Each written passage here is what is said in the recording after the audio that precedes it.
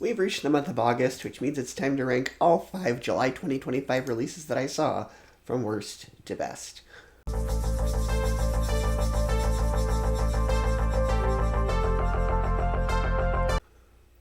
And in last place is Smurfs. The first 10 minutes of the film have one or two mildly amusing jokes, and casting John Goodman as Papa Smurf is a pretty great choice. Other than that, the film does not work.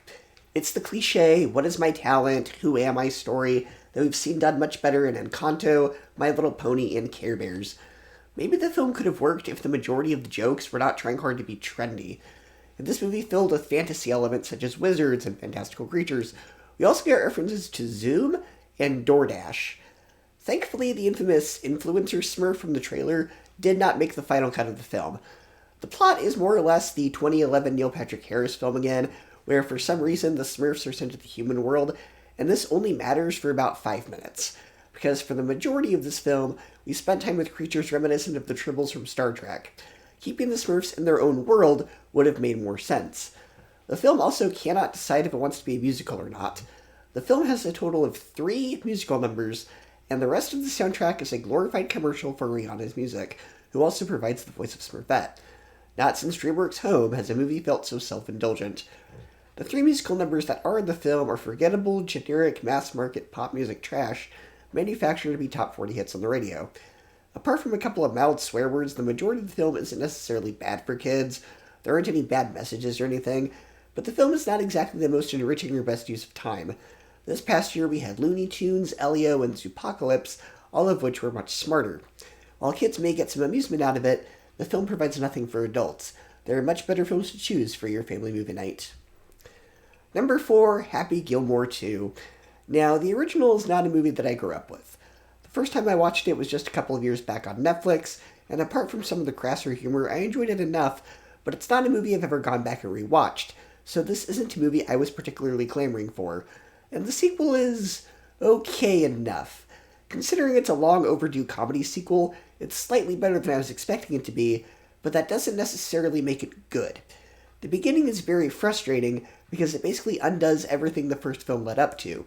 A lot of the jokes are basically retreads of jokes from the first film, and 80% of this movie is just quick flashback clips to try and remind the audience of the first movie, hoping that the nostalgia baiting will make them more positive on the film, like some sort of Pavlovian experiment. The film suffers from Disney sequelitis, and what I mean by that is it takes beloved characters and then makes them old and depressed. Indiana Jones, Buzz Lightyear, Luke Skywalker, he's in that same camp, and nobody wants to see that. Come on. Sandler's brand of man-child comedy doesn't really work when he's almost 60 years old. The plot is very reminiscent of Cars 3, where it's the older main character competing with younger athletes and new technology. There are a few mildly amusing jokes here and there, but it's not enough to justify returning to the golf course. Number 3, Jurassic World Rebirth. This is the movie that Jurassic World Dominion should have been. This is a true return to form. What Rebirth brings back, finally, is terror. Not just big dinosaur spectacle, but real, suspenseful, edge-of-your-seat tension. This is a scary movie. I legitimately jumped several times, and there were moments where I was literally leaning forward, eyes wide, holding my breath. It's the first Jurassic film since the 1993 original that truly captures that primal fear of being hunted by creatures beyond your control. Stylistically, the movie shifts in a bold new direction. While the last few entries were trying to be Planet of the Apes with dinosaurs, Rebirth clearly takes its cues from Jaws. And that makes perfect sense, given that Gareth Edwards, who directed the 2014 Godzilla film, helms this one. That Godzilla movie was famously inspired by Jaws. You can absolutely feel that same DNA here. Much of Rebirth is set on a boat surrounded by dino-infested waters, and the close-quarters tension is thick. It's not about flashy CGI or non-stop action. It's about suspense, dread, and the slow burn of danger creeping closer. What surprised me even more was how well the movie balanced its tension with humor. There are genuinely funny moments here, but none of them undercut the fear. The jokes land, but never at the expense of the stakes. It's a tricky tonal balance, and Edwards absolutely nails it. That being said, the movie is not perfect. The plot swings between bold new ideas and recycled nostalgia. Some sequences and character moments are near replicas of the original Jurassic Park, down to camera angles and dialogue beats. There's even a character who feels like a lower-budget version of Ian Malcolm, sort of Jeff Goldblum light that doesn't quite hit the mark. The film also suffers from character bloat. There are simply too many people on screen, and not all of them serve a clear purpose. You can feel the 3-hour runtime, and I think a tighter, leaner cut would have elevated it even more. Still, despite its flaws, Jurassic World Rebirth is exactly the kind of summer blockbuster experience I want. It's thrilling, tense, funny, scary, and a breath of fresh air for a franchise that was beginning to feel extinct. Gareth Edwards brings a much-needed sense of danger and awe back to the dinosaurs, and for the first time in a long time, I'm excited about where the series is headed. Number 2, Superman. Much like the MCU Spider-Man films, the main character has already been a hero for a while. They know we've seen Superman's origin over and over, and we're tired of it, so they just skip straight to the action. This is a world that feels very lived in. The people in this world are used to big cities being attacked on a regular basis. The action here is, in the best way, very comic booky, feeling like a live-action cartoon without going too far with it. There are a few moments that go too far with the silliness and humor, and the way the plot flows also feels very episodic. The Snyder Cut of Justice League was divided into 6 parts, with each part lasting around 30 to 45 minutes. This film has a lot of fade-to-black moments before going to the next plotline, and it feels like episodes of an HBO Max series edited as a movie. Also, the CGI can look a bit off at times, particularly when Superman is flying. The new version of Lex is fantastic.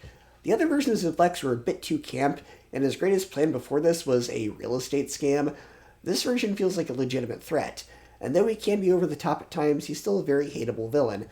Supes and Lois have great chemistry together, and of course the character that steals the show is Superman's dog Krypto. This film is great at being fresh for today's audience, while also paying tribute to what came before. The reason it's not number 1 is because, like I said, it can be a bit narratively all over the place, but it's still a triumph. And in first place is Fantastic Four: First Steps. Not only does it finally get the tone and characters right, but refreshingly, it's an MCU project that does not require homework, and it's a reboot that doesn't retell the origin story again. It explains the origin, but it doesn't spend half the movie on it. It's more akin to the intro of the CW Arrowverse shows. And this film is set on an alternate Earth, not the main MCU Earth, so it's not tied down to other MCU projects and is given more free reign. Director Matt Shakman directed the WandaVision series, and this movie feels very much like the early episodes of that show that were pastiches of the 50s and 60s.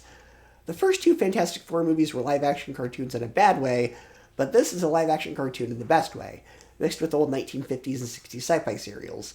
It's 1 part The Jetsons, 1 part Lost in Space, and 1 part Flash Gordon. It knows it's campy and embraces it, while at the same time not going too far with it. And it's refreshing to see a superhero film where the heroes are revered, not feared. There's been a lot of nihilistic comic book properties where the heroes are feared and the government seeks to control and regulate them, but much like the Adam West Batman show, the authorities are cool with the heroes.